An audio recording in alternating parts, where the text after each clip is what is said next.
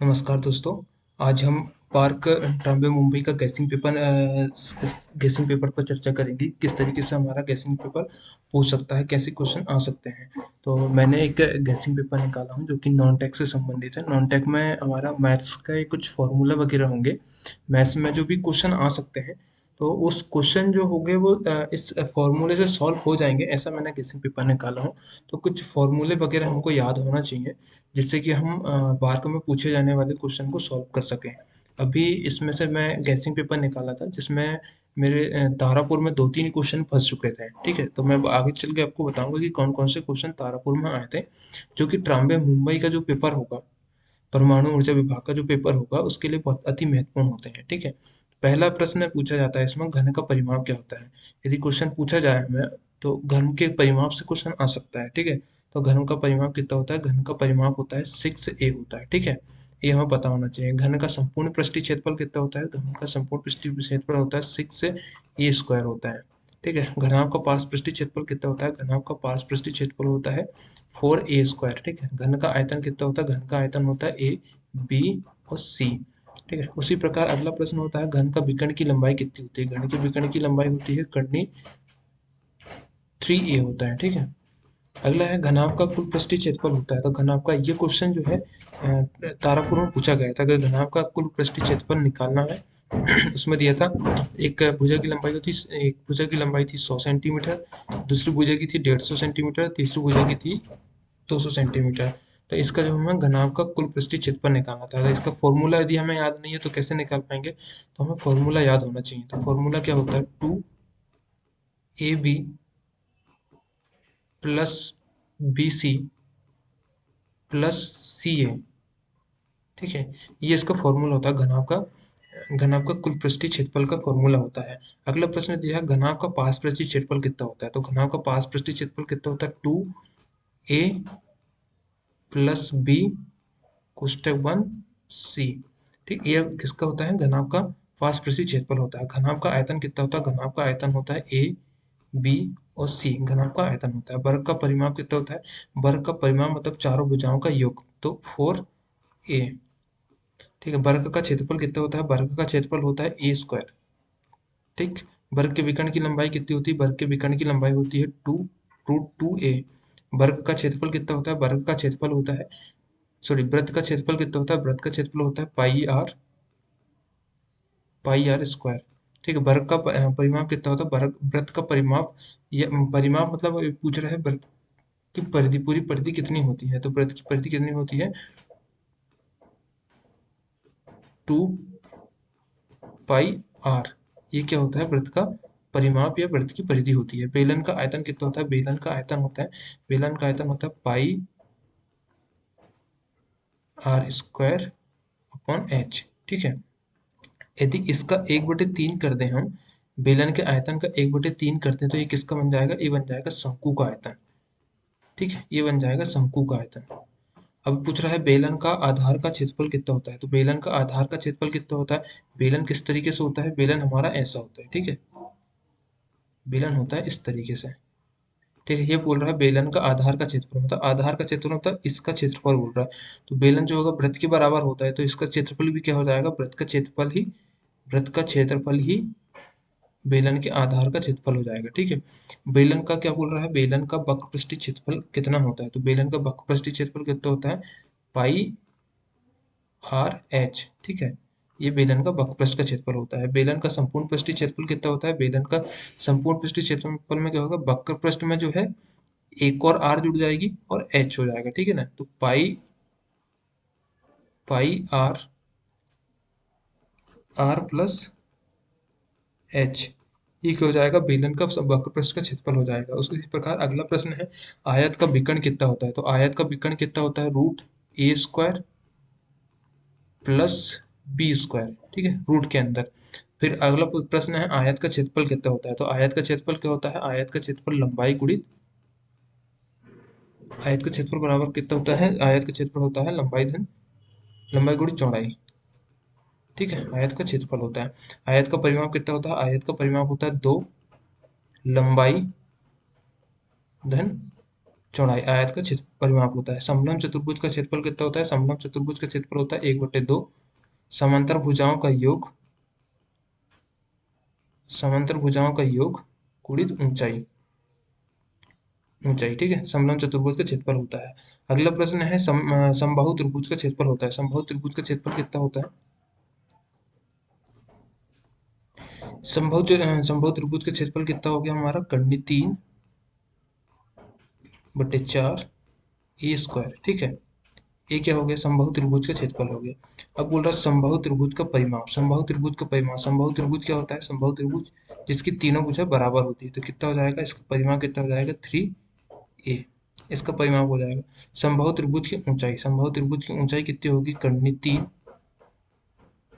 3/2 ए। ये मतलब क्या हो गया? ये भुजा की लंबाई होगी। अब ये पूछ रहा है कि आयत का, गोले का आयतन कितना होता है। ये भी हमारा तारापुर के एग्जाम में पूछा गया था, गोले का आयतन पूछा गया था। तो गोले का सॉरी, गोले का क्षेत्रफल पूछा गया था। तो क्षेत्रफल आयतन से ही इसका क्षेत्रफल कैसे निकलेगा मैं बताऊंगा आपको। तो गोले का आयतन कितना होता है? गोले का आयतन होता है 4/3 पाई आर क्यूब। ये कितना होता है? गोले का आयतन होता है। अर्धगोले का आयतन कितना होता है? गोले का आयतन कितना निकाले हमने? 4/3 पाई आर क्यूब, ठीक है। ये कितना होगा गोले का आयतन? तो अर्धगोले का कितना हो जाएगा? तो अर्धगोले का हो जाएगा 2/3 पाई आर क्यूब। कोई अंतर नहीं रहेगा, गोले का आयतन में 4/3 रहेगा, अर्धगोले का आयतन में 2/3 रहेगा। उसी प्रकार गोले का क्षेत्रफल, गोले का क्षेत्रफल कितना पूछ रहा है? तो गोले का क्षेत्रफल हो जाएगा पाई आर स्क्वायर। ये फॉर्मूला जो है, इस फॉर्मूले से सॉल्व होने वाला एक प्रश्न हमारा तारापुर के एग्जाम में पूछा गया था।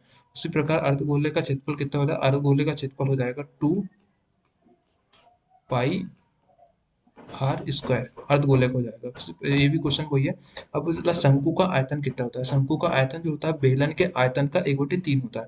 तो बेलन का आयतन कितना होता है? पाई आर स्क्वायर एच। इसका कितना हो जाएगा? 1/3, 1/3 शंकु का आयतन हो जाएगा। अब बोल रहा है बहुभुज के आंतरिक कोण होता है। बहुभुज का आंतरिक कोण कितना होता है? n-2 × 180 upon N. एन क्या हो जाएगा? भुजा की संख्या। ये क्वेश्चन भी हमारा तारपुर के एग्जाम में पूछा गया था। एक अगला प्रश्न है त्रिज्यखंड का क्षेत्रफल कितना होता है? तो त्रिज्यखंड का क्षेत्रफल कितना होता है? त्रिज्यखंड का क्षेत्रफल होता है पाई आर स्क्वायर थीटा/360 डिग्री, ठीक है। ये 360 डिग्री। ये क्वेश्चन भी हमारा तारापुर के एग्जाम में पूछा गया था, जो कि मेरा गैसिंग पेपर था। ये तारापुर के लिए मैंने गैसिंग पेपर निकाला था। यही पेपर हमारा ट्रॉम्बे मुंबई के लिए भी गैसिंग पेपर रहेगा। इसी तरीके से क्वेश्चन ट्रॉम्बे मुंबई में भी पूछे जाएंगे, ठीक है। तो ये मेरा जो इससे लगभग लगभग मेरे 3 से 4 क्वेश्चन फंसे थे तारापुर के एग्जाम में। अगला प्रश्न ये बोल रहा है कि गंगा की सहायक नदी कौन सी होती है? तो गंगा की सहायक नदी कौन कौन सी होती है? गंगा की सहायक नदी होती है रामगंगा, गोमती, गंडक, घाघरा और कोसी और महानंदा। ये 4 नदियां कौन सी होती है? गंगा की सहायक नदियां होती है। तो ये क्वेश्चन भी हमारा आ सकता है, क्योंकि नदियों से हमारे पेपर में बहुत ज्यादा क्वेश्चन। अगला प्रश्न क्या बोल रहा है? अगला प्रश्न बोल रहा है कि फ्रेंच कप किसने जीता है 2023 का? ये बोल रहा है कि 2023 में जो है, 2023 में फ्रेंच कप किसने जीता है? तो फ्रेंच कप किसने जीता है? मेल में किसने जीता है? मेल में जीता है नोवाक जोकोविक ने जीता है। और फीमेल में किसने जीता? फीमेल में ईगा स्विटेक ने जीता है। ये क्वेश्चन अभी किसमें पूछा था? नेवी का जो ट्रेडमैन का पेपर हुआ था, उसमें पूछा गया था कि फ्रेंच कप किसने जीता है। तो फ्रेंच कप मेल में किसने जीता? मेल में जीता नोवाक जोकोविक ने, और फीमेल में जीता ईगा स्विटेक ने जीता है, ठीक है। अगला प्रश्न है विंबलडन कप किसने जीता है 2023 का? 2023 का विंबलडन कप किसने? ये सभी जो है ना बैडमिंटन के कप होते हैं, ठीक है। फ्रेंच कप हो गया, विंबलडन कप हो गया, ऑस्ट्रेलियन कप हो गया और अमेरिकन कप हो गया। ये बैडमिंटन के कप होते हैं, ठीक है। तो विंबलडन कप किसने जीता है? विंबलडन का कप जीता है कार्लोस अल्काराज ने जीता है। कौन सा जीता है? कार्लोस अल्काराज ने जीता है। और मेल वाला कार्लोस अल्काराज ने जीता है। फीमेल वाला किसने जीता है? फीमेल वाला जीता है मार्को बोंदोसोवन जीता है। इसका फॉर्मूला होता है विकास, ठीक है। हमें लिखना क्या है? विकास। विकास। तो बी से बन के विमेंटर कप, का से बन के कार्लोस अलाराज, और कार्लोस अलाराज रहने वाले कहाँ की? कार्लोस अलाराज रहने वाले सर्बिया के रहने वाले। तो मेल वाला किसने जीता? कार्लोस अलाराज ने जीता। फीमेल वाला किसने जीता? मार्कोत मार्कोत बोंदोसोवा। ठीक है, बोंदोसोवा ने जीता। ठीक है, फीमेल वाला किसने जीता? मार्कोत बोंदोसोवा ने जीता है। अगला है इंडोनेशिया कप किसने जीता है? तो इंडोनेशिया के कप किसने जीता है? इंडोनेशिया कप जीता चिराग चिराग शेट्टी, सात्विक चिराग, सात्विक और चिराग की जोड़ी ने जीता। ठीक है, इंडोनेशिया कप जीता है सात्विक और चिराग की जोड़ी ने जीता है। स्विच ओपन भी किसने जीता है? सात्विक और चिराग की जोड़ी ने जीता है। ठीक है, और कोरिया ओपन भी किसने जीता है? सात्विक और चिराग की जोड़ी ने जीता है। अगला है कनाडा ओपन। कनाडा ओपन किसने जीता है? कनाडा ओपन जीता है लक्ष्य सेन ने। ठीक है, लक्ष्य सेन ने जीता। मलेशिया ओपन किसने जीता है? मलेशिया ओपन जीता है एच प्रणॉय ने। H sorry, Malaysia Malaysia open किसने जीता? प्रियांशु राजावत ने जीता। ठीक है, प्रियांशु प्रियांशु राजावत ने जीता। ठीक है, यूनेक्स ओपन किसने जीता है? यूनेक्स ओपन जीता है कुरुनाबुत कुरुनाबुत ने जीता है। मेल वाला किसने जीता? कुरुनाबुत ने जीता है। और फीमेल वाला किसने जीता? एनसी यांग ने जीता है। ठीक है, फीमेल वाला किसने जीता? एनसी यांग ने जीता है। ओरियंस कप किसने जीता? ओरियंस कप किसने जीता है? ओरियंस कप जीता है एच प्रणव ने। ठीक है, एच प्रणव ने। संतोष ट्रॉफी किससे संबंधित है? संतोष ट्रॉफी जो है फुटबॉल से संबंधित है। ये क्वेश्चन भी आ सकता है कि संतोष ट्रॉफी किसकी ट्रॉफी होती है? संतोष ट्रॉफी फुटबॉल की होती है। डुरन कप किसकी होती है? डुरन कप भी फुटबॉल की होती है। डुरन कप किसका होता है? फुटबॉल का होता है। ठीक, थॉमस कप और ओबेर कप किसको होता है? थॉमस का ओबेर कप जो होता है बैडमिंटन के संबंधित होता है। अगला प्रश्न है झेलम नदी से। झेलम नदी कहाँ से बहती है? झेलम नदी जम्मू कश्मीर में बहती है। झेलम को क्या कहते हैं? झेलम को वेदों में क्या कहा है? झेलम को वेदों में क्या कहा है? बितिस्ता कहा गया है। ठीक है, बितिस्ता। झेलम को वेदों में क्या कहा गया? बिथिस्ता कहा गया। झेलम में कुछ झेलम नदी के ऊपर कुछ विशेष परियोजनाएं हैं जिनका नाम क्या है? झेलम नदी पर कौन सी है? तुलबुल परियोजना है। एक है तुलबुल परियोजना और दूसरी है किशनगढ़ परियोजना। उसी प्रकार चेनाब, चेनाब को वेदों में क्या गया है? चेनाब को अस्कनी कहा गया है। चेनाब के ऊपर कौन कौन से बांध है? चेनाब के ऊपर हमारे चेनाब के ऊपर हमारे सलाल परियोजना है। ठीक है, सलाल, बगलीहाल और गुलहस्ती जो तीन परियोजना है जो चेनाब नदी के ऊपर बना है। अगला प्रश्न हो सकता है हमारा युवा वैज्ञानिक कार्यक्रम किसके द्वारा लॉन्च किया गया है? तो युवा वैज्ञानिक कार्यक्रम किसके द्वारा लॉन्च किया गया? युवा वैज्ञानिक कार्यक्रम लॉन्च किया गया इसरो के द्वारा। इसरो द्वारा सूर्य के अध्ययन के लिए निम्नलिखित में से किस मिशन की शुरुआत की गया है? किस मिशन की शुरुआत की गई है? आदित्य L1। ठीक है, जो कि अभी लॉन्च किया गया है 2 तारीख को। ठीक है, Aditya Aditya L1 mission launch किया गया। ठीक है, अब अगला प्रश्न है राबी। राबी को बेदम किया गया है। राबी को कहा गया है पारूसनी। राबी के ऊपर जो है थीन परियोजना है। ठीक है, कौन सी परियोजना है? थीन परियोजना। और ब्यास नदी के ऊपर कौन सी है? पोंग परियोजना। ब्यास नदी के ऊपर कौन सी परियोजना? पोंग परियोजना। अगला प्रश्न हो सकता है सतलुज नदी से। सतलुज नदी कहाँ से निकलती है? सतलुज नदी का बहती तो भारत में है लेकिन इसका उद्गम भारत में नहीं होता है। सतलुज नदी जो है हिमाचल प्रदेश में जो है सिपकिले दर्रे से प्रवेश करती है। ठीक है, ये क्वेश्चन भी आया था नेवी के ट्रेडमेन पेपर में आया था कि भारत में जो है सतलुज नदी कहाँ से प्रवेश करती है? तो कहाँ से प्रवेश करती है? सतलुज नदी सिपकिले दर्रे से प्रवेश करती है जो कि हिमाचल प्रदेश में है। अगला हो सकता है सितार वादक। वाद्य यंत्र से हमारे क्वेश्चन पूछे जा सकते हैं। तो सितार वादक कौन कौन से होते हैं? तो सितार वादक कौन थे? पंडित रविशंकर शुक्ल होता है। एक है पंडित रविशंकर शुक्ल और दूसरे होते हैं विलायत खां। और सितार वादक कौन है? पंडित रविशंकर शुक्ल, विलायत खां। और संतूर वादक कौन कौन से? संतूर वादक होते हैं पंडित शिव कुमार शर्मा और भजन सोपारी। तबला वादक कौन कौन से? तबला वादक होते हैं जाकिर हुसैन, अल्लाह रक्का खां और किशन महाराज। शहनाई वादक कौन कौन से होते हैं? शहनाई वादक होते हैं अपने पन्नालाल घोष और पन्नालाल घोष और दो दो लोग होते हैं। एक तो होता है पन्नालाल घोष और दूसरा होता है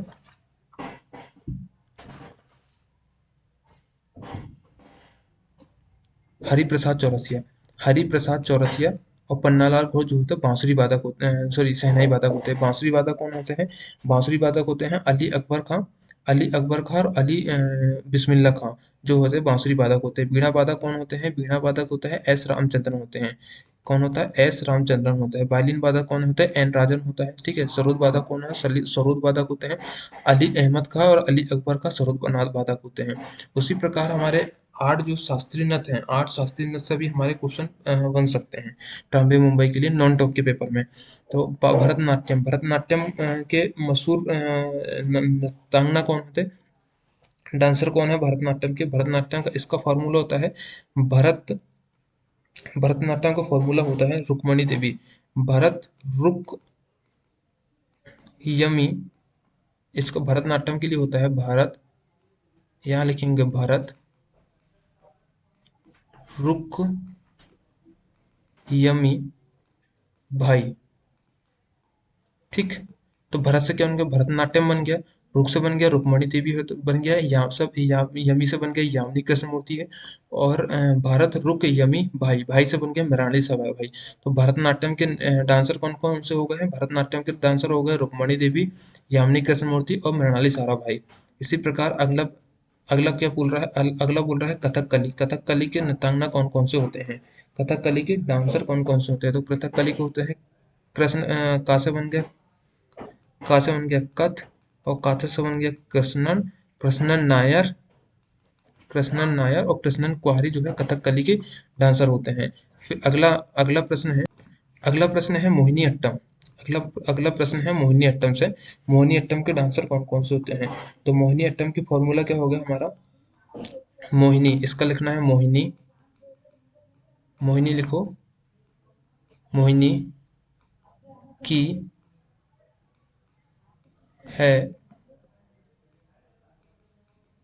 श्री भारती। ठीक है। तो मोहिनी से बन गया मोहिनी अट्टम, की से बन गया कल्याणी अम्मा, हे से बन गया हेमा मालिनी, सी से बन गया श्रीदेवी, और भारती से बन गया भारती शिवाजी। ये क्या हो गया? मोहिनी अट्टम के डांसर हो गए। ठीक है। मोहिनी अट्टम से मोहिनी की है श्री भारती, मोहिनी की है श्री भारती से की से बन गया कल्याणी अम्मा, हे से बन गया हेमा मालिनी, सी से बन गया श्रीदेवी, और भारती भारती मोहिनी की है श्री भारती, भारती से बन गया भारती शिवाजी। ठीक है। ये क्या हो गया? मोहिनी अट्टम के डांसर हो गए। अगला क्या बोल रहा है? अगला बोल रहा है कथक। कथक के डांसर कौन कौन से होते हैं? तो कथक के डांसर कौन कौन से होते हैं? एक तो होता है बिरजू महाराज। ठीक है। बिरजू महाराज, लच्छू महाराज, बिरजू महाराज, लच्छू महाराज जो है कथक के डांसर होते हैं। कथक कहाँ का नृत्य होता है? उत्तर भारत का, उत्तर भारत का नृत्य होता है क्या? कथक होता है। और अगला आता है कुचिपुड़ी। इससे भी बन सकते हैं, ये भी पूछ सकता है कि ये जो डांस है किस राज्य के फेमस डांस होते हैं? तो कुचिपुड़ी कहाँ का होता है? कुचिपुड़ी होता है आंध्र प्रदेश का। ठीक है। ये भी क्वेश्चन पूछा था, ये क्वेश्चन भी आया था कि कुचिपुड़ी जो है ट्रेडमैन, नेवी ट्रेडमैन के क्वेश्चन में पूछा गया था कि कुचिपुड़ी जो है कहाँ का डांस होता है? तो कहाँ का होता है? आंध्र प्रदेश का होता है। तो कुचिपुड़ी का फॉर्मूला क्या होता है? कुमारी, कुमारी राधा यमी। ठीक है। कुमारी राधा यमी।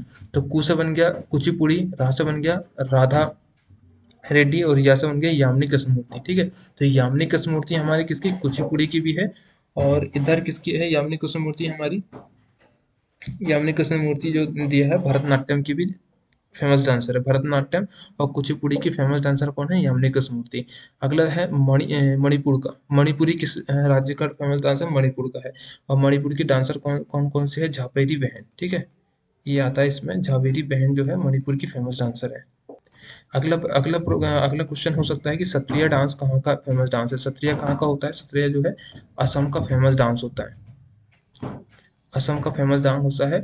और इसके डांसर कौन है? शंकर देव। शंकर देव जो है इसके फेमस डांसर होते हैं। और अंगटिया डांस होता है ये।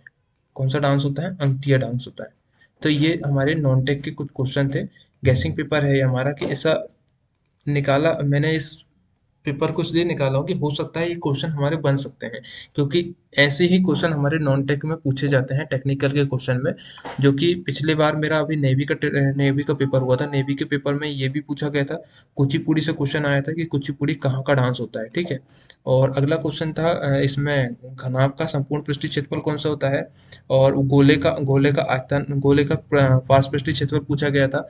और फ्रेंच ओपन किसने जीता है? इसमें मतलब 4-5 क्वेश्चन इससे पूछे गए थे नॉन टेक के, तो जो कि ट्राम्बे मुंबई के लिए भी हमारे लिए बहुत महत्वपूर्ण हो सकता है। तो नॉन टेक का जो हमारा क्वेश्चन पेपर था, एक क्वेश्चन पेपर एक था, ऐसे लगभग लगभग हमारे 20 क्वेश्चन पेपर आएंगे जो कि संभावित होंगे कि इनसे क्वेश्चन बन सकते हैं ट्राम्बे मुंबई में। इसके बाद मैं आपको टेक्निकल के क्वेश्चन बताता हूँ। टेक्निकल के हमारे 50 क्वेश्चन होंगे, जिसमें से क्वेश्चन पेपर में जो है संभावित क्वेश्चन हो सकते हैं कि ट्राम्बे मुंबई के लिए इस तरीके से क्वेश्चन पेपर आ सकता है। और लगभग लगभग इस तरीके के 50 क्वेश्चन पेपर आएंगे। 50 क्वेश्चन पेपर में से लगभग लगभग 50 प्रश्न में से 40 से 45 क्वेश्चन हमारे फंस जाएंगे, यदि हम ईमानदारी से इस क्वेश्चन पेपर को पढ़ते हैं तो। अब हमारा टेक्निकल का पोर्शन आता है। टेक्निकल के 50 क्वेश्चन रहेंगे हमारे, जिसमें से हम टेक्निकल के बारे में चर्चा करते हैं। पहला क्वेश्चन है, काले रंग का प्रयोग खालिस्तान के बहाव को रंगने के लिए किया जाता है। Black colour is use two point the body of. पहला ऑप्शन है एसिटिलीन सिलेंडर के लिए करते हैं, ऑक्सीजन सिलेंडर के लिए काले रंग का उपयोग करते हैं, हीलियम सिलेंडर के लिए करते हैं, या फिर हाइड्रोजन के लिए करते हैं। तो एसिटिलीन सिलेंडर का कलर कैसा होता है? एसिटिलीन सिलेंडर का कलर होता है मैरून रंग का। ठीक है, ये तो क्लियर हो गया। एसिटिलीन का हॉस पाइप कौन सा होता है? एसिटिलीन का हॉस पाइप होता है लाल कलर का। ठीक है, ये ऑप्शन तो हो नहीं सकता। अब आती बारी बी ऑप्शन की। बी ऑप्शन क्या बोल रहा है? ऑक्सीजन सिलेंडर का रंग बोल रहा है काले रंग का होता है, तो ऑक्सीजन का क्या होता है? काले रंग का सिलेंडर होता है। ठीक है, ये तो बात सही हो गई। हॉस पाइप किसका होता है? हॉस पाइप नीले रंग का होता है। ठीक, ये भी सही हो गया। तो इसका सही आंसर क्या हो जाएगा? बी नंबर का इसका सही आंसर हो जाएगा। Black colour is use two point the body of oxygen cylinder. ठीक है, ऑक्सीजन सिलेंडर की जो भंडारण क्षमता कितनी होती है? 7 घन मीटर होती है। ठीक है, एसिटिलीन की कितनी होती है? 0.7 घन मीटर होती है। ठीक है, ऑक्सीजन को जो है 120 से 150 डिग्री सेल्सियस में इसको भरा जाता है। ठीक है, इतने प्रेशर में इसको भरा जाता है। ठीक है, अगला प्रश्न बोल रहा है, क्लास ए आग की आग को बुझाने का माध्यम होता है। ए प्रकार की, अब पहला हमें ये पता होना चाहिए कि ए प्रकार की आग होती क्या है। तो ए प्रकार की आग वो होती है जो कागज, लकड़ी और लकड़ी की कोयले से जलाई जाती है, उसको ए प्रकार की आग कहते हैं। इसको बुझाने के लिए किस माध्यम का उपयोग हम करते हैं? तो ऑप्शन ए है पानी का उपयोग करते हैं, बटर का। ऑप्शन बी है सूखा पाउडर का उपयोग करते हैं, ड्राई पाउडर का। ऑप्शन नंबर सी है रेत का उपयोग करते हैं। ऑप्शन नंबर डी है कार्बन डाइऑक्साइड का उपयोग करते हैं। तो हम पहले आग के बारे में समझ लेते हैं कि आग कितने प्रकार की होती है। ए, बी, सी और डी, 4 प्रकार की आग होती है। ए प्रकार की आग होती है लकड़ी के कोयले और कागज से लगी आग को क्या कहते हैं? लकड़ी की आग कहते हैं। ए प्रकार की आग कहते हैं। ठीक है, बी प्रकार की आग होती है। बी प्रकार की आग तेलीय आग होती है। तेल से लगी आग को, लिक्विड पदार्थ से लगी आग को तेलीय आग कहते हैं। ठीक है, सी प्रकार की आग होती है। सी प्रकार की आग क्या होती है? गैस से लगी आग को क्या कहते हैं?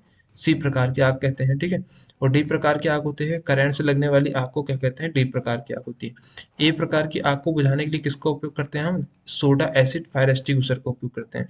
बी प्रकार की आग को बुझाने के लिए किसका उपयोग करते हैं हम? फोम फायर एक्सटिंग्विशर का उपयोग करते हैं। सी प्रकार की आग को बुझाने के लिए किसका उपयोग करते हैं? हम ड्राई पाउडर का उपयोग करते हैं। ठीक है, डी प्रकार की आग को बुझाने के लिए सीटीसी फायर एक्सटिंग्विशर और बीसीएफ का उपयोग करते हैं। ठीक है, तो ये तो हमारा बेसिक जानकारी हो गई आग से संबंधित। ठीक है, अब हम आते हैं ऑप्शन में कि ऑप्शन किस तरीके से दिया है। तो ऑप्शन में देखते हैं हम, क्लास ए की आग को बुझाने का माध्यम होता है पानी, सूखा पाउडर, रेत या कार्बन डाइऑक्साइड। तो ड्राई पाउडर तो हमारा हो हट गया यहाँ से, ड्राई पाउडर हो नहीं सकता। ड्राई पाउडर का उपयोग कहाँ करते हैं? सी प्रकार की आग को बुझाने के लिए। कार्बन डाइऑक्साइड का उपयोग करते हैं डी प्रकार की आग को बुझाने के लिए। रेत का उपयोग कहाँ करते हैं? रेत का उपयोग हम ए प्रकार की आग को बुझाने के लिए नहीं कर सकते। ठीक है, तो ऑप्शन नंबर क्या बच रहा है? ए बच रहा है। तो इसका ऑप्शन नंबर सही क्या हो जाएगा? पानी। पानी का उपयोग कहाँ में करते हैं हम? ए प्रकार की आग को बुझाने के लिए करते हैं। ठीक है, अब प्रश्न आता है ये कि आग किसका संयोजन होता है। ठीक है, आग किसका संयोजन होता है? तो आग में क्या होता है? एक तो हीट होती है, ठीक, दूसरा फ्यूल होता है और तीसरा ऑक्सीजन होता है। ठीक है, ये तीन चीजों को यदि मिल जाती है तो क्या होते हैं? आग उत्पन्न होती है। तो फ्यूल को हटाना, यहाँ फ्यूल को हटाना क्या कहलाता है? फ्यूल को हटाना स्टर्विंग कहलाता है। ठीक है, स्टर्विंग कहलाता है। और ऑक्सीजन को हटाना क्या कहलाता है? स्मूथिंग कहलाता है। ठीक है, ये क्वेश्चन भी आता है कि ऑक्सीजन को, आग से ऑक्सीजन को हटाने की क्रिया को क्या कहते हैं? ठीक, तो क्या कहते हैं? स्मूथिंग कहते हैं। अगला प्रश्न बोलता है समान आयतन के लिए इनमें से कौन हल्का होता है? ऑप्शन एक है एल्यूमिनियम हल्का होता है, टाइटेनियम हल्का होता है, इस्पात हल्का होता है या फिर लेड हल्का होता है। समान आयतन, आयतन सबका बराबर है, ठीक है। तो एल्यूमिनियम का इसका सही आंसर क्या हो जाएगा, हमारा सही आंसर हो जाएगा एल्यूमिनियम। एल्यूमिनियम का घनत्व कितना होता है, 2.7 ग्राम प्रति घन सेंटीमीटर होता है। इस्पात का कितना होता है, इस्पात का होता है 7.2 ग्राम पर घन सेंटीमीटर होता है। लेड का कितना होता है, लेड का होता है 11.35 ग्राम घन सेंटीमीटर, ठीक है। ये होता है, तो इसका समान आयतन है, तो जिसका घनत्व कम होगा वही हल्का होगा। तो लेड का कितना है, 11.35 है। और इस्पात का कितना है, 7.2 है। माइल्ड स्टील का कितना होता है, 7.8। माइल्ड स्टील का यहाँ कितना होता है, 7.8 होता है। तांबे का कितना होता है, तांबे का होता है 8.48 होता है, ठीक है। 8.48 किसका होता है, कॉपर का होता है। तो एल्यूमिनियम का सबसे हल्का कौन सा होगा, 2.7 घन सेंटीमीटर इसका घनत्व होगा, वही सबसे हल्का होगा। तो ए नंबर का ऑप्शन हमारा सही हो जाएगा।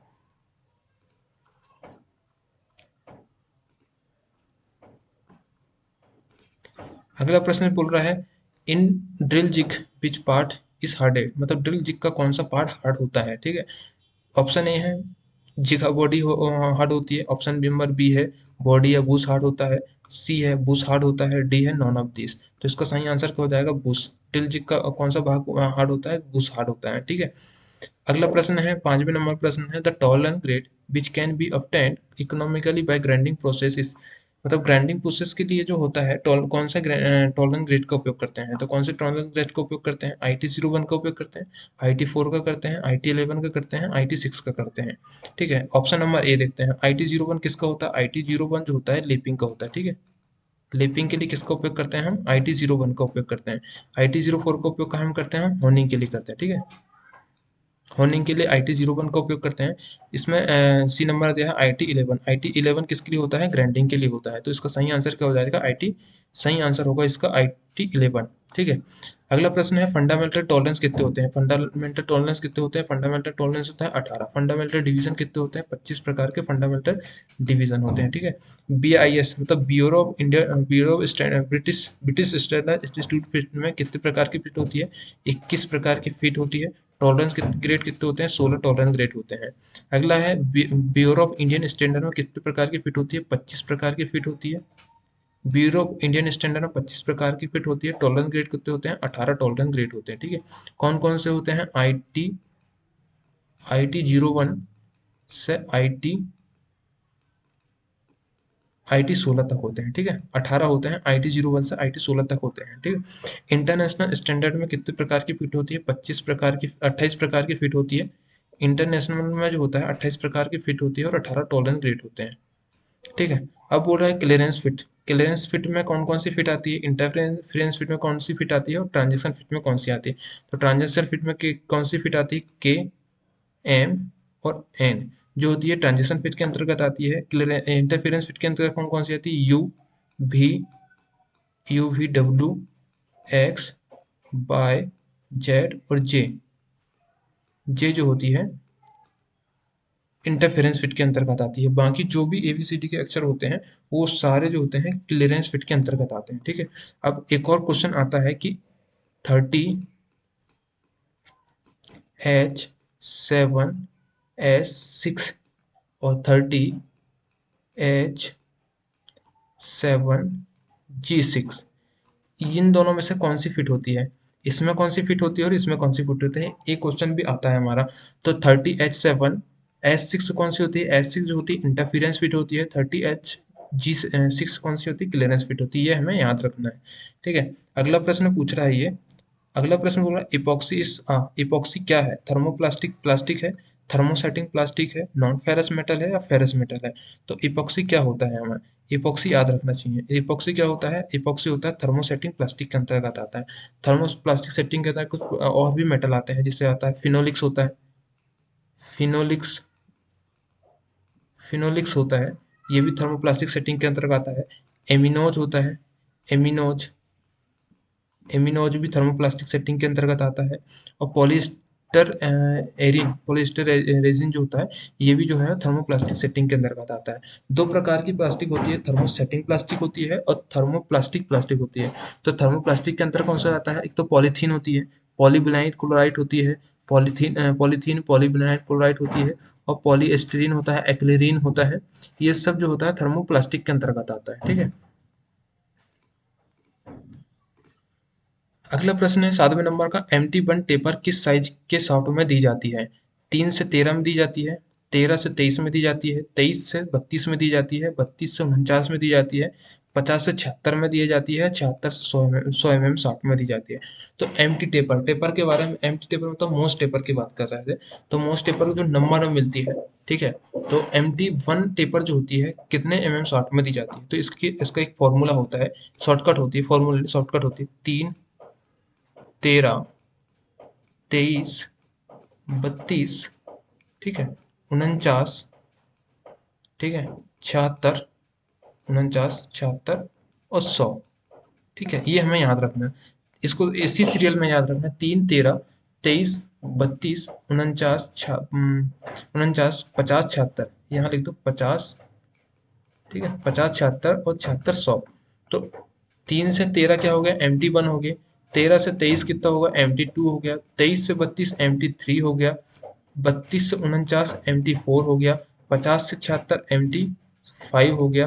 और 76 से 100 कितना हो गया? एम्प्टी सिक्स हो गया, ठीक है। तो एम टी वन यहाँ बोल रहा है, एम टी वन टेपर किस साइज के सॉफ्ट में होता है? तो एम टी वन किस साइज में होता है? 3 से 13 सॉफ्ट में दी जाती है। तो पहले इसका सही आंसर क्या हो जाएगा? 3 से 13 सही हो जाएगा, ए ऑप्शन सही हो जाएगा। अब ये बोल रहा है 13 से 23 कितना होता है? 13 से 23 टू के लिए होता है। 23 से 32 थ्री के लिए होता है। 32 से 49 फोर के लिए होता है। और 50 76 फाइव के लिए होता है। और 76 से 100 कितना होता है? एम टी सिक्स के लिए होता है, ठीक है, ये हमें याद रखना है।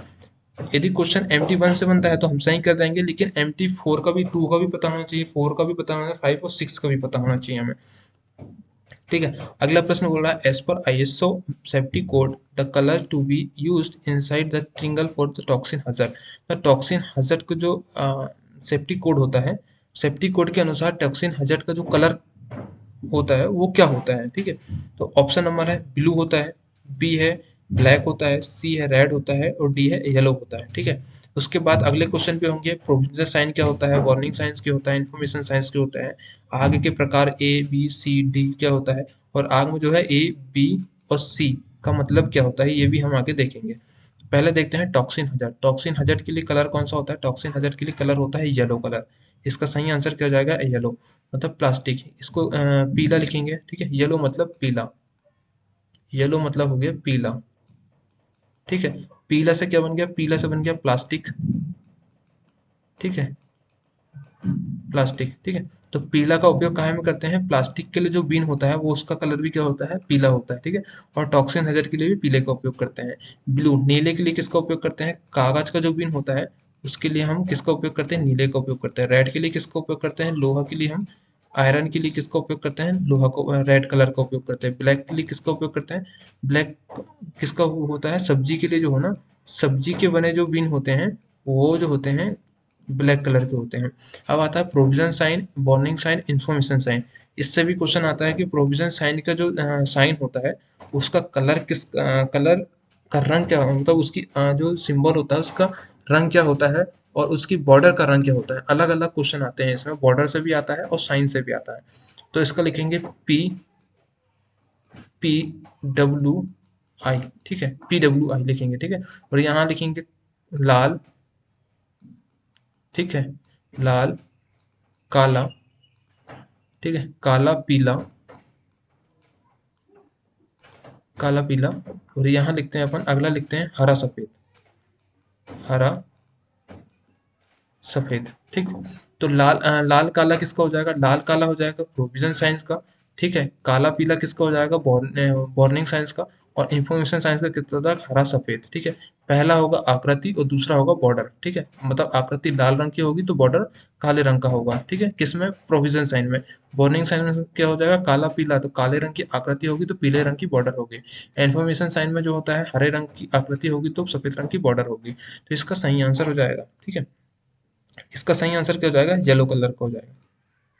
अगला प्रश्न बोल रहा है, वन माइक्रोन बराबर होते हैं कितने, वन माइक्रोन बराबर कितने सेंटीमीटर होते हैं?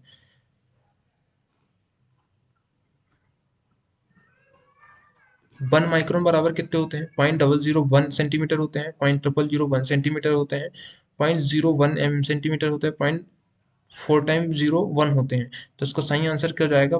सही आंसर हो जाएगा बी नंबर का।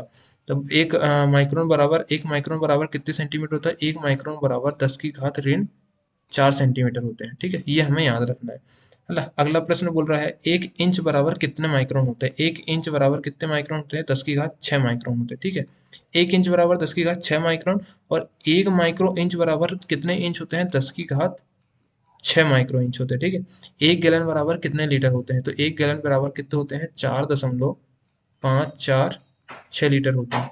एक मीटर बराबर कितने इंच होते हैं? एक मीटर बराबर 39.37 इंच होते हैं। ठीक, एक क्यूबिक मीटर बराबर कितने होते हैं? एक क्यूबिक मीटर बराबर होते हैं 35.31 क्यूबिक फीट होता है। ठीक, अगला प्रश्न बोल रहा है spelter is a brazing alloy constraint normally of, किस मतलब स्पेटर में जो होता है ब्रेसिंग के लिए स्पेटर अलॉय में क्या क्या मिला होता है? ठीक है, तो क्या होता है? ए ऑप्शन है 50% कॉपर और जिंक, कॉपर और लेड, लेड और जिंक, कॉपर और टिन, ये सभी जो है 50% में होते हैं। तो इसका सही आंसर क्या हो जाएगा? सही आंसर हो जाएगा ए नंबर का, इसका सही आंसर हो जाएगा। तो इस पैटर्न में ब्रेसिंग हो तो कॉपर और जिंक का बना होता है। ठीक है, किसका बना होता है ब्रेजिंग के लिए? किसका होता है? पीतल का होता है। इसमें जो होता है सोल्डरिंग के लिए किसका होता है? सोल्डरिंग के लिए किसका होता है? सोल्डरिंग के लिए होता है तांबे का उपयोग। ठीक है, तांबा का उपयोग करते हैं। ठीक है, ब्रेजिंग के लिए किसका उपयोग करते हैं? पीतल का उपयोग करते हैं, ये हमें याद रखना है। ठीक है, ब्रेजिंग के लिए किसका उपयोग करते हैं? सोल्डरिंग के लिए किसका उपयोग करते हैं? तांबे का। ब्रेजिंग के लिए किसका उपयोग करते हैं? पीतल का। और पीतल का ऐसा बना होता है तांबा और जिंक। ठीक है, ये याद रखना है, तो इससे हमारा सॉल्व हो जाएगा, ये नंबर किसका सही आंसर हो जाएगा। और रजिस्टेंट वेल्डिंग के लिए किसका उपयोग करते हैं? रजिस्टेंट वेल्डिंग के लिए इलेक्ट्रोड का उपयोग करते हैं कार्बन का। ठीक है, रजिस्टेंट वेल्डिंग के लिए किसका उपयोग करते हैं? कार्बन का उपयोग करते हैं। उसी प्रकार अगला प्रश्न है मोनल मेटल। मोनल मेटल से भी क्वेश्चन आ सकता है हमारा कि मोनल मेटल कैसे बना होता है। यदि हम पीतल में निकिल मिला दें तो वो बन जाएगा क्या? मोनल मेटल। पीतल में यहाँ लिखेंगे पीतल, पीतल में यदि हम पीतल में क्या मिला दें? हम निकिल। पीतल में यदि हम निकिल मिला दें तो क्या बन जाएगा? मोनल मेटल बन जाएगा। तो पीतल का ऐसा बनेगा, पीतल बनेगा तांबा और जिंक। ठीक है, तांबा जिंक और निकिल का मिश्रण क्या हो जाएगा? मोनल मेटल हो जाएगा। अब बाइट मेटल की बारी आती है। बाइट मेटल किससे बना होता है? कॉपर, ये भी आता है कॉपर, कॉपर, जिंक, टीन और एंटीमनी। ठीक है, एंटीमनी, एंटीमनी जो होता है इसका मिश्रण जो होता है बाइट मेटल हो जाता है। जर्मन सिल्वर, अब जर्मन सिल्वर आता है। जर्मन सिल्वर में जो होता है ना, जर्मन सिल्वर में क्या नहीं होता है? तो जर्मन सिल्वर में क्या नहीं होता? जर्मन सिल्वर में जो है, सॉरी यहाँ मेटल इसका गलत कर दिया हमने। मोनल, सॉरी ये इसका गलत कर दिया। मोनल मेटल काय का होता है? मोनल मेटल, मोनल मेटल में मिश्रण किसका होता है? तो मोनल मेटल में किसका होता है? निकिल और कॉपर। ठीक है, निकिल और कॉपर। निकिल कितना परसेंट होता है? 68% निकिल होता है और 29% कॉपर होता है। ठीक है, तो ये होता है मोनल मेटल हमारा।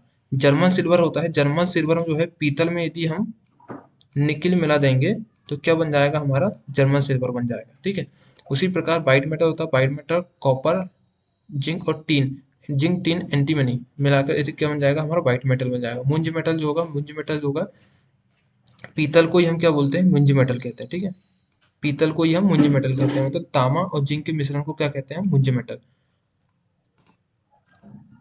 अगला प्रश्न है cyaniding and nitriding are two method होती है। साइनाइडिंग और नाइट्राइडिंग दो मेथड होती है। किसकी मेथड होती है? हार्डनिंग की होती है, केस हार्डनिंग की होती है, टेम्परिंग की होती है, नॉर्मलाइजिंग की होती है।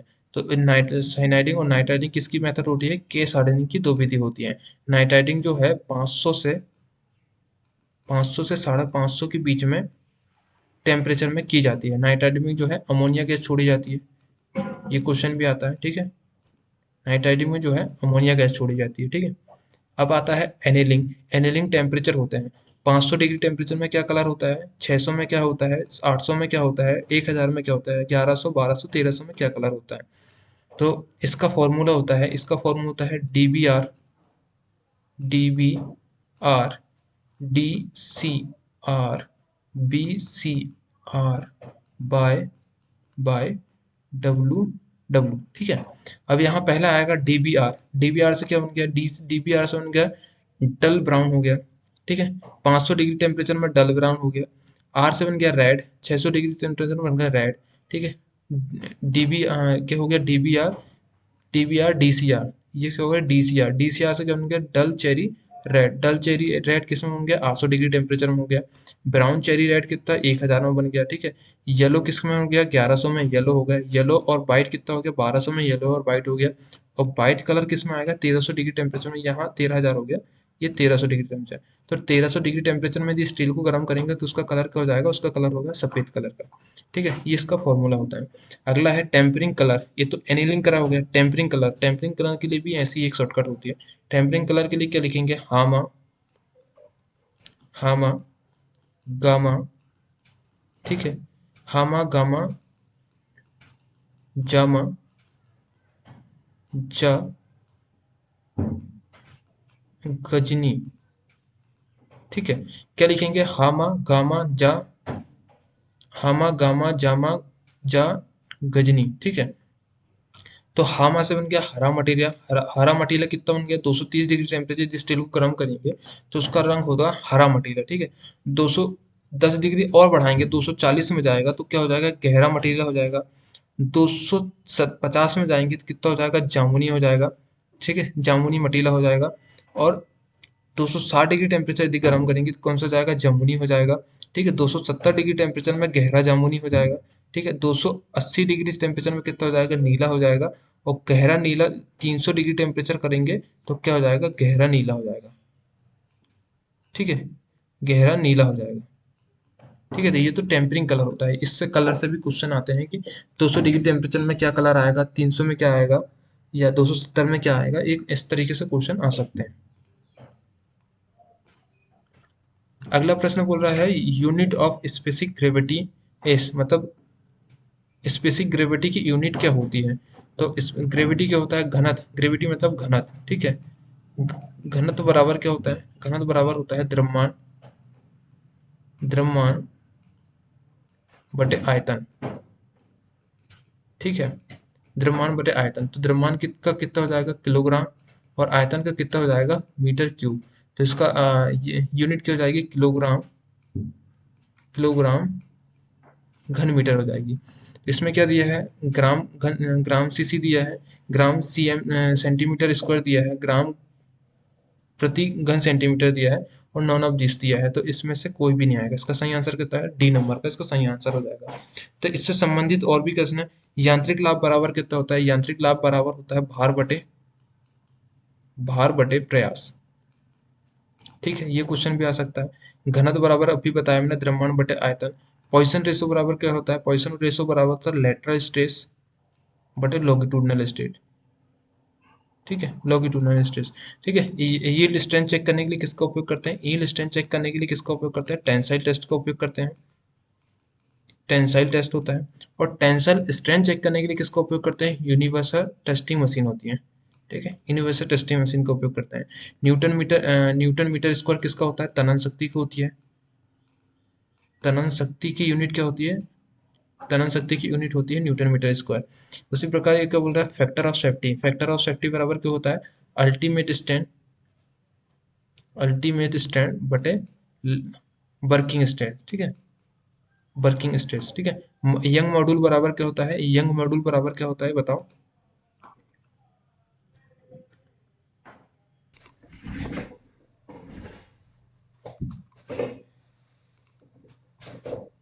अगला प्रश्न है the maximum distance from the rivet hole centre to the plate edge, मतलब प्लेट एज से रिवेट सेंटर के बीच की दूरी कितनी होती है। तो ये क्या बोल रहा है, इसका पिच पूछा है इसने, ठीक है। तो रिवेट की पिच कितनी होती है, रिवेट की पिच होती है 3D, ठीक है। और मार्जिन कितनी होती है, मार्जिन होती है 2D, ठीक है। यहाँ पर पी पूछा है, पी, ये डी की जगह पी कर दिया तो इसका सही आंसर क्या हो जाएगा 3D, सी नंबर का इसका सही आंसर हो जाएगा। अब रिपीट पेड़ में जो है कुछ डिफेक्ट भी आते हैं। तो डिफेक्ट कौन कौन से आता है, एक तो शेयरिंग डिफेक्ट आता है, क्रेसिंग होती है, टीयरिंग होती है, और स्प्लिटिंग होती है। तो ये क्यों होती है, शेयरिंग क्यों होती है, शेयरिंग जो होती है, शेयरिंग जो होती है इस तरीके से हमारी प्लेट होती है, ठीक है, ये प्लेट हो गई, ठीक है। अब यहाँ से एक होल होते हैं, ठीक है। तो ये प्लेट इधर जाती है और ये प्लेट इधर घुसती है, इस डिफेक्ट को कहते हैं शेयरिंग डिफेक्ट। तो शेयरिंग डिफेक्ट क्यों आती है? शेयरिंग डिफेक्ट आती है रिपीट व्यास का कम होना। ये प्रश्न भी आता है कि शेयरिंग क्यों होती, शेयरिंग तब होती है जब रिपीट व्यास का कम होता है, ठीक है। उसके बाद आता है क्रेसिंग। क्रेसिंग क्यों होती है? क्रेसिंग क्या होती है? एक्चुअली में क्रेसिंग जो होती है, इस तरीके से हमारी प्लेट होती है, ठीक है। ये हमारी प्लेट हो गई। रिपीट रिपीट कर रहे हैं, एक रिपीट यहाँ लगी है, एक रिपीट यहाँ लगी है, एक रिपीट यहाँ लगी है, मान लो ये 3 रिपीट लगी है। तो इस तरीके से प्लेट डिफेक्ट होता है, ठीक है। इस तरीके से डिफेक्ट होता है। जब हम रिपीट करेंगे तो क्या है, ये जो है मेटल ऐसा तनाव करेगा, ठीक है। तो ये क्यों होता है? रिपीट व्यास यदि अधिक होगा, होल के व्यास से रिपीट का व्यास अधिक होगा तो कौन सा दोष आएगा? क्रेसिंग दोष आएगा, ठीक है। इसके बाद जो होगा, क्रेसिंग दोष के बाद आता है टेयरिंग दोष, ठीक है।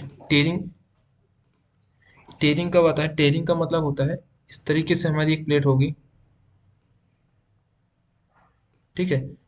एक रिपीट हम यहाँ करेंगे, एक रिपीट यहाँ करेंगे, एक रिपीट यहाँ करेंगे। यदि जब प्लेट में रिपीट का व्यास, रिपीट जो है एक दूसरे के नजदीक हो गई, पर्याप्त मार्जिन पिच नहीं रखेंगे हम, पर्याप्त पिच नहीं रखेंगे तो क्या होगा, क्या होगा? स्प्लिटिंग दोष आएगा, ठीक है। सॉरी, स्प्लिटिंग दोष आएगा, टेयरिंग दोष, टेयरिंग दोष आएगा, ठीक है। इसको बोलते हैं टेयरिंग दोष, इसको बोलते हैं हम टेयरिंग दोष। अब बारी आती है स्प्लिटिंग की। स्प्लिटिंग कैसा होता है? स्प्लिटिंग होता है जब हम रिबीट में, रिबीट लगाए प्लेट में, जब रिबीट लगाएंगे तो रिबीट का जो है प्लेट के किनारों में होना, ठीक है, जिसकी वजह से जो प्लेट जो है इस तरीके से हो जाती है।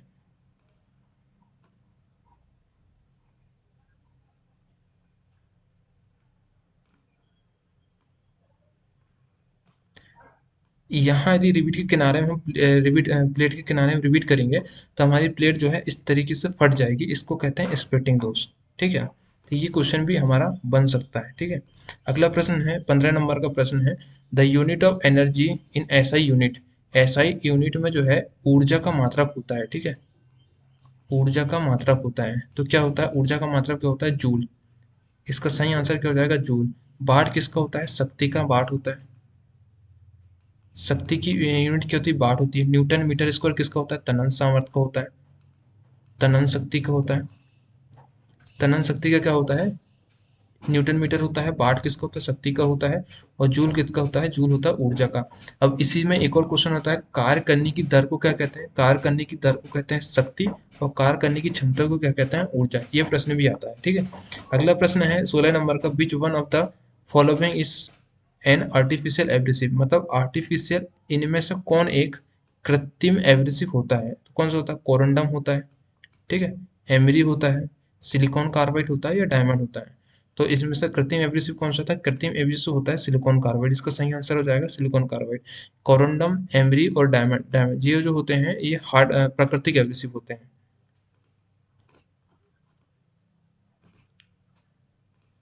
अगला प्रश्न है, which grade of slip gauge is used for calibration purpose. Calibration purpose के लिए कौन से ग्रेड का स्लिप गेज का उपयोग करते हैं? तो पहला होता है डबल जीरो का करते हैं, सिंगल जीरो का करते हैं, फर्स्ट का करते हैं, या सेकंड का उपयोग करते हैं। तो इसका सही आंसर क्या हो जाएगा? डबल जीरो होता है। डबल जीरो, डबल जीरो किसके लिए होता है? रेफरेंस के लिए होता है, रेफरेंस के लिए होता है, ठीक है। सिंगल जीरो जो होता है कैलिब्रेशन के लिए होता है, कैलिब्रेशन के लिए होता है। फर्स्ट जो होता है इंस्पेक्शन के लिए होता है, और सेकंड जो होता है वर्कशॉप के लिए होता है। तो इसका सही आंसर क्या हो जाएगा? बी नंबर का इसका सही आंसर हो जाएगा। अगला बोल रहा है कि एक सेट में कितने होते हैं? स्लिप गेज जो होते हैं एक सेट में कितने होते हैं? एक सेट में कितने होते हैं? 112 होते हैं। 112 कौन कौन से होते हैं? पहला होता है 9 वाले, 9 9 मिलते हैं, 49 मिलते हैं, 49 पीस मिलते हैं, ठीक है। फिर 49 मिलते हैं, ठीक है, फिर 4 मिलते हैं, फिर 1 मिलते हैं। ऐसे कितने होते हैं? 112 होते हैं, ठीक है। अगला है, एक स्लिप गेज होते हैं एक कतार में कौन से होते हैं? एक कतार में 5 होते हैं, ठीक है। दो कतार में 4 होते हैं, तीन कतार में कितने हैं? तो तीन कतार में 3 होते हैं, और एक चौथी कतार होता है जिसमें एक अतिरिक्त होता है, ठीक है। तो ए ग्रेड में कितने होते हैं? ए ग्रेड में 13 पीस होते हैं, और बी ग्रेड में कितने होते हैं? 12 पीस होते हैं, ठीक है। तो कौन कौन से होते हैं? एक कतार में 5, दो कतार में 4, और तीन कतार में 3। तो एक कतार में जो होते हैं डिग्री वाले होते हैं, 2 कतार में मिनट वाले होते हैं, 3 कतार में सेकंड वाले होते हैं। और ए ग्रेड में एक अतिरिक्त चौथी कतार होती है जिसमें एक होता है जो भी सेकंड वाला होता है, ठीक है। और इसी प्रकार बी ग्रेड में भी 12 पीस होते हैं, तो एक कतार में 5, 2 कतार में 4 और 3 कतार में 3, ठीक है। ये 112 सेट होते हैं। अगला प्रश्न है अगला प्रश्न है इन grinding wheel mark 51A 40H 5B8 what is the indicated by H. H क्या इंडिकेट कर रहा है इसमें, जो है एच क्या इंडिकेट कर रहा है, तो एच जो होता है एब्रेसिव इंडिकेट कर रहा है, ग्रेन साइज इंडिकेट कर रहा है, ग्रेड साइज इंडिकेट कर रहा है, या स्ट्रक्चर इंडिकेट कर रहा है। तो ये इसमें होता है, ए क्या होता है, ई होता है एब्रेसिव, बी होता है ग्रेन साइज, ई होता है ग्रेड साइज। तो एच क्या हुआ, ग्रेड साइज इंडिकेट कर रहा है, ठीक है। ग्रेड जो होता है कठोरता को भी प्रदर्शित करता है, ग्राइंडिंग व्हील में जो है कठोरता को भी क्या प्रदर्शित करता है, ग्रेड साइज कठोरता को प्रदर्शित करता है, ठीक है। स्ट्रक्चर भी होता है और ग्रेन साइज अलग अलग होते हैं। अगला प्रश्न है a basic shaft is one होस, मतलब बेसिक शाफ्ट का बेसिक साइज क्या होता है, ठीक है। क्या होता है, लोअर डिवीजन इज जीरो होता है, ठीक है। शाफ्ट का लोअर डिवीजन जीरो होता है, अपर डिवीजन जीरो होता है, लोअर अपर डिवीजन इस जीरो होता है, नॉन ऑफ दिस होता है। तो इसका सही आंसर क्या हो जाएगा, शाफ्ट का जो है अपर डिवीजन जीरो होता है, ठीक है। और होल का जो होगा लोअर डिवीजन जीरो होगा, ठीक है। लोअर डिवीजन जीरो होगा, सॉफ्ट का अपर डिवीजन जीरो होगा और होल का लोअर डिवीजन जीरो होगा। 20वां क्वेश्चन है जिग यूज फॉर, जिग क्यों उपयोग में करते हैं, easy momentum of job, holding the job, setting work piece on the job. और डी नंबर क्वेश्चन है holding and guiding the job. तो जिग का उपयोग कहाँ करते हैं, हम जिग का उपयोग करते हैं टूल को पकड़ने और गाइड करने के लिए करते हैं, ठीक है। तो इसका डी नंबर का सही आंसर हो जाएगा, ठीक है। अगला प्रश्न है सीट मेटल जॉबों को बल प्रदान करने वाला प्रचलन होता है, the operation which provides strength to the sheet metal. Sheet metal में जो है सामर्थ्य प्रदान करती है, कौन सी प्रक्रिया प्रदान करती है, शेयरिंग करती है, ऑप्शन नंबर ए शेयरिंग करती है, ऑप्शन नंबर बी है लेपिंग करती है, लेपन करती है जिसको ब्लैंकिंग कहते हैं, ऑप्शन नंबर सी है स्विंग करती है, और ऑप्शन नंबर डी है पियर्सिंग करती है। तो इसका सही आंसर क्या हो जाएगा, इसका सही आंसर हो जाएगा पियर्सिंग। पियर्सिंग जो है स्ट्रेंथ प्रदान करती है।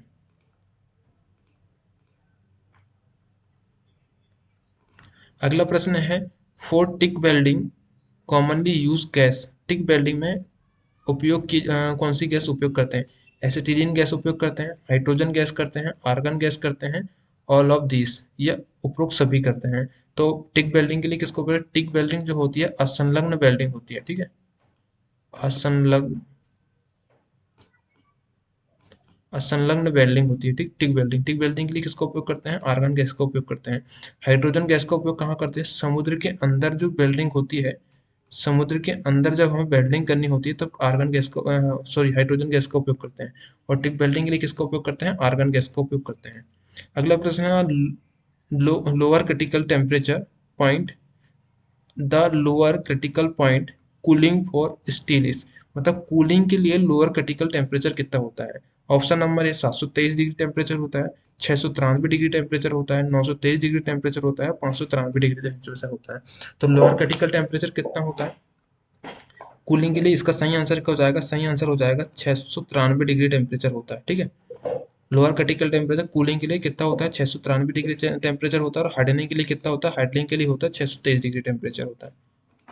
तो इसका सही आंसर हमारा क्या हो जाएगा, सही आंसर हो जाएगा 693 डिग्री टेम्परेचर होता है। अगला प्रश्न है which of the following is use locking a nut, तो मतलब लॉकिंग नट होता है, प्लेन पासर लॉकिंग नट होता है, लॉकिंग नट को लॉक करने के लिए किसका उपयोग करते हैं, ठीक है। प्लेन पासर का उपयोग करते हैं, मशीन पासर का उपयोग करते हैं, टेप पासर का उपयोग करते हैं, या फिर टेपर पासर का उपयोग करते हैं। तो इसका सही आंसर क्या हो जाएगा, टेप टेप बासर का उपयोग करते हैं, नट को लॉक करने के लिए टेप बासर का उपयोग करते हैं। अगला है एल्यूमिनियम का छेनी बिंदु कौन है, point angle of chisel from aluminium. Aluminium के लिए पॉइंट एंगल कितना होता है, ऑप्शन नंबर ए है 65 डिग्री टेम्परेचर, 65 डिग्री होता है, ठीक है। बी है 60 डिग्री होता है, सी है 30 डिग्री होता है, या डी कितना होता है 55 डिग्री होता है। तो एल्यूमिनियम के लिए कितना डिग्री कौन होता है, चीजर के लिए कितना होता है 30 डिग्री टेम्परेचर होता है, ठीक है। 65 किसके लिए होता है, सॉरी स्टेनलेस स्टील के लिए कितना होता है, स्टेनलेस स्टील के लिए कितना होता है 75 डिग्री होता है। स्टील के लिए कितना होता है 70 डिग्री टेम्परेचर होता है। हाई कार्बन स्टील के लिए कितना होता है 65 होता है, ठीक है। कास्ट आयरन के लिए कितना होता है? कास्ट आयरन के लिए 60 होता है। ठीक, कास्ट आयरन के लिए 60 होता है। पीतल के लिए, माइल्ड स्टील के लिए कितना होता है? माइल्ड स्टील के लिए कितना होता है? 55 डिग्री होता है। पीतल के लिए कितना होता है? 50 डिग्री टेम्परेचर होता है। कांसा के लिए कितने डिग्री होता है? 45 डिग्री होता है। टिन के लिए कितना होता है? टिन के लिए 40 डिग्री होता है। और जिंक के लिए कितना होता है? जिंक के लिए 35 डिग्री होता है। और एल्यूमिनियम के लिए कितना होता है? एल्यूमिनियम के लिए कितना होता है? 30 डिग्री टेम्परेचर होता है।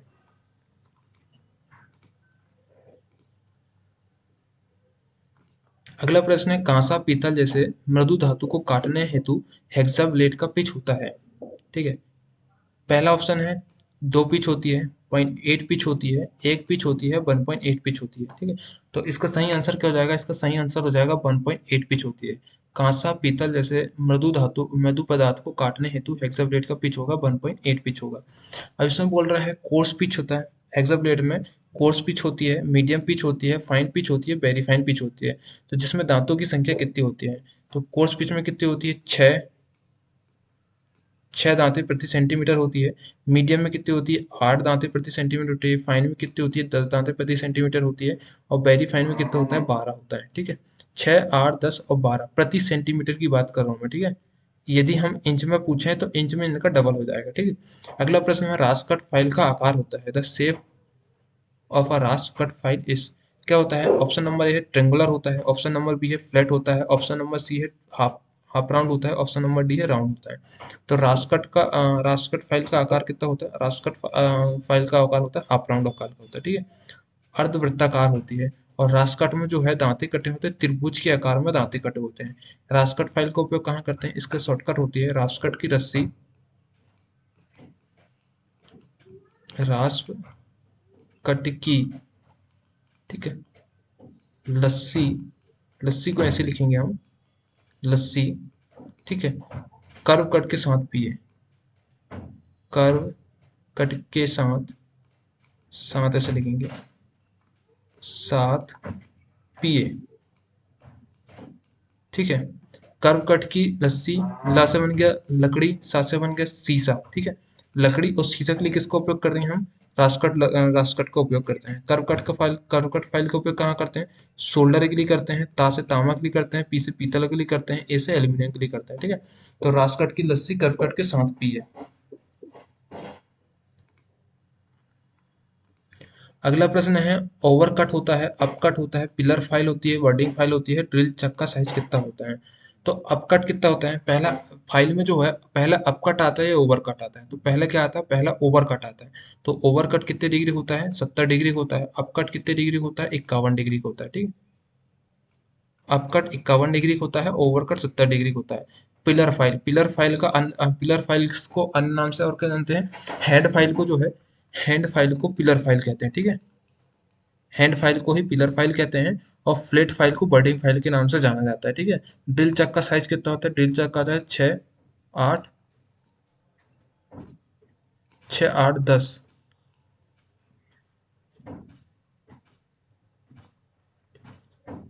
ड्रिल चक का साइज होता है। ठीक है।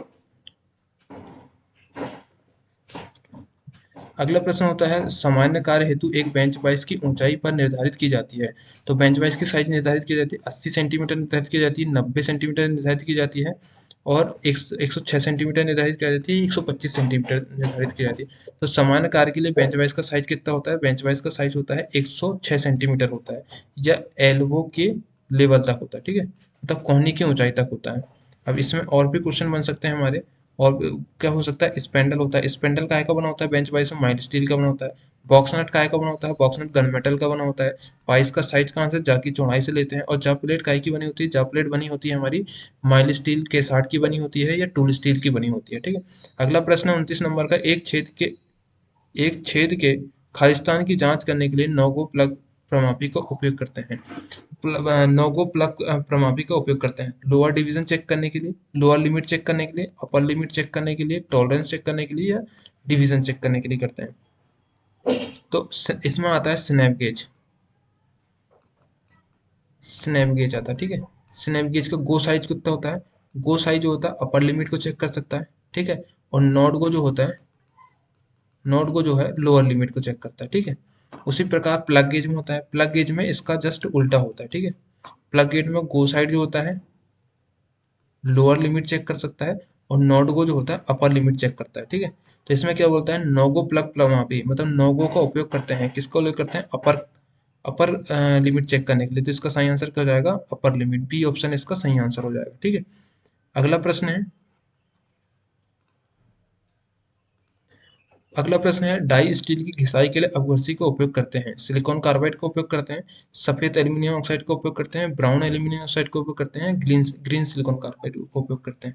तो इसका सही आंसर क्या हो जाएगा हमारा, सही इसका ड्राई स्टील के लिए किसका उपयोग करते हैं, सफेद एल्यूमिनियम ऑक्साइड का उपयोग करते हैं, बी ऑप्शन इसका सही आंसर हो जाएगा। ब्राउन एल्यूमिनियम ऑक्साइड का उपयोग करते हैं टफ मटेरियल के लिए, टफ मटेरियल किसका उपयोग करते हैं, ब्राउन एल्यूमिनियम ऑक्साइड का उपयोग करते हैं, और ड्राई स्टील के लिए सफेद एल्यूमिनियम ऑक्साइड का होता है। ग्रीन सिलिकॉन कार्बाइड का उपयोग कहाँ करते हैं, सीमेंटेड कार्बाइड ना, सीमेंटेड कार्बाइड के लिए किसका उपयोग करते हैं, ग्रीन सिलिकॉन कार्बाइड का उपयोग करते हैं। अगला प्रश्न है, एक ड्रिल के व्यास का मापन खालिस्तान के आर पार किया जाता है। ऑप्शन ए है सैंक के आर पार किया जाता है, ऑप्शन बी है टैंक के आर पार किया जाता है, ऑप्शन सी है पिन बॉडी के आसपास आर पार किया जाता है, या फिर ऑप्शन नंबर डी है भूमि या लैंड के आर पार किया जाता है। तो इसका सही आंसर क्या जाएगा, इसका सही आंसर हो जाएगा, इसका सही आंसर क्या होता है, सैंक के आर पार, बॉडी, टैंक या लैंड। तो इसका आंसर सही आंसर हो जाएगा लैंड के आर पार करते हैं। ठीक है,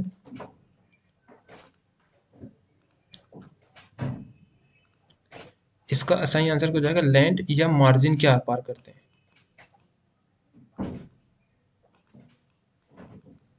ठीक है, मार्जिन के आर पार करते हैं। ठीक, अगला प्रश्न है, एक समकोण त्रिभुज होता है, समकोण होता है, समकोण में कितना होता है, 540 सेकंड होते हैं, या 5400 सेकंड होते हैं, या 54 सेकंड होते हैं, 42.5 सेकंड होते हैं। तो एक समकोण बराबर कितना होता है, मतलब एक समकोण कितना होता है, 90 डिग्री होता है, एक डिग्री में कितना होता है, 60 मिनट होता है, और एक मिनट में कितना होता है, 60 सेकंड होता है।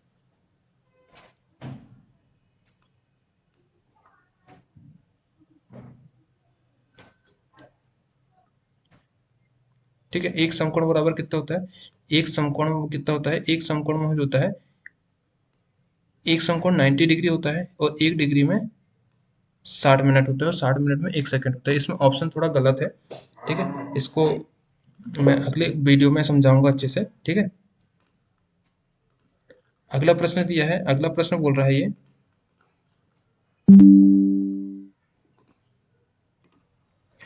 इस 32 नंबर क्वेश्चन में जो है हमारा थोड़ा यूनिट में डिफरेंस हो गया।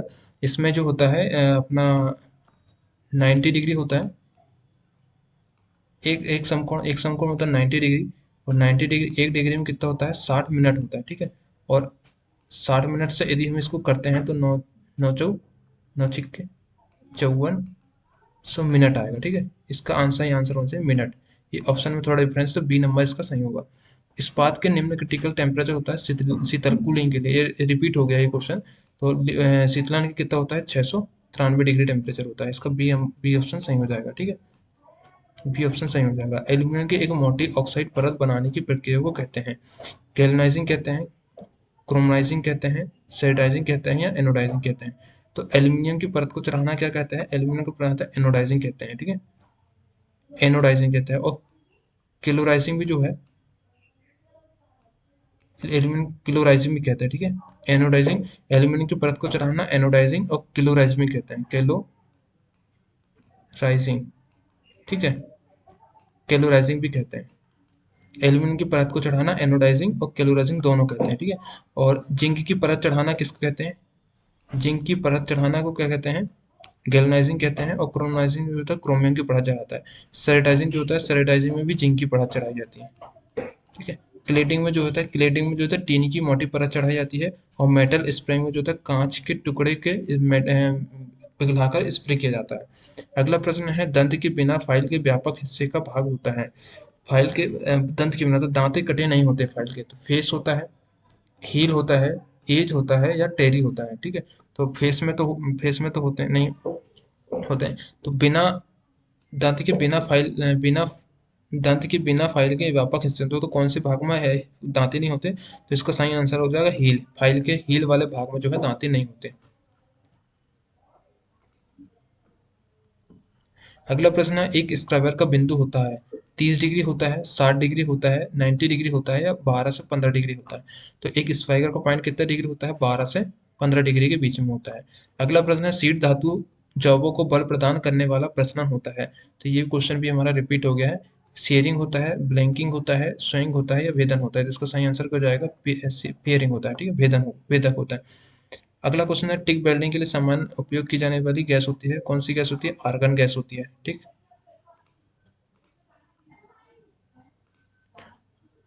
अगला प्रश्न है, जिग का उपयोग खालिस्तान के लिए किया जाता है। तो जिग का उपयोग कहाँ करते हैं?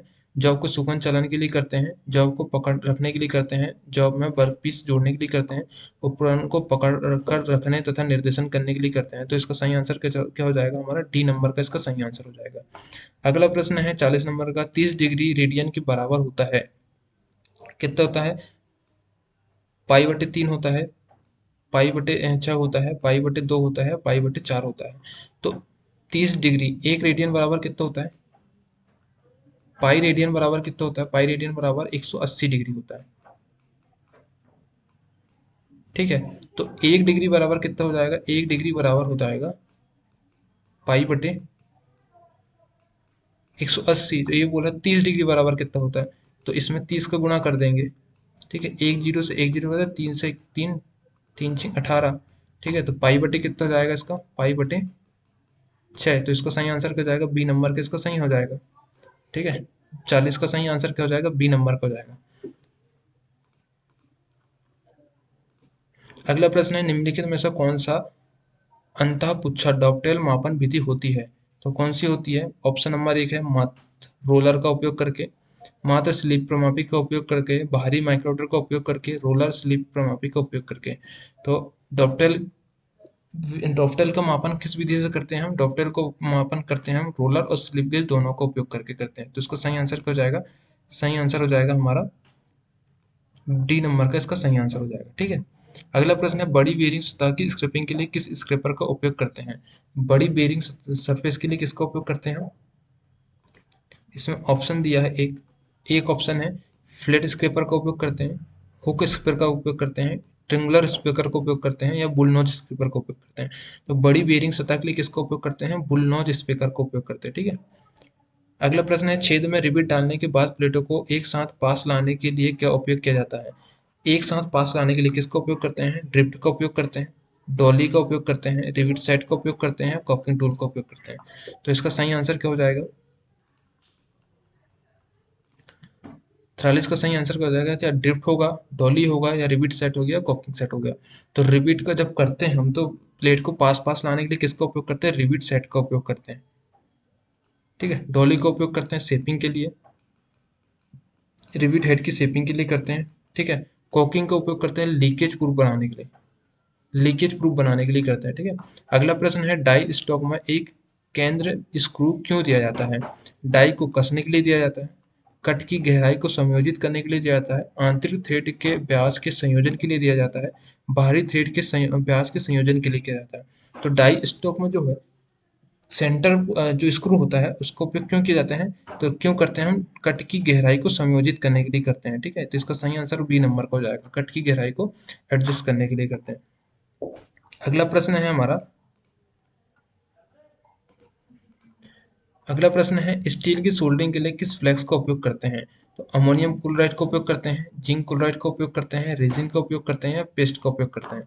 तो इसका सही आंसर क्या हो जाएगा? अमोनियम। स्टील के लिए किसका उपयोग करते हैं? अमोनियम क्लोराइड का उपयोग करते हैं। सोल्डरिंग के लिए अमोनियम क्लोराइड का उपयोग करते हैं, और बेल्डिंग के लिए बेल्डिंग में किसका उपयोग करते हैं?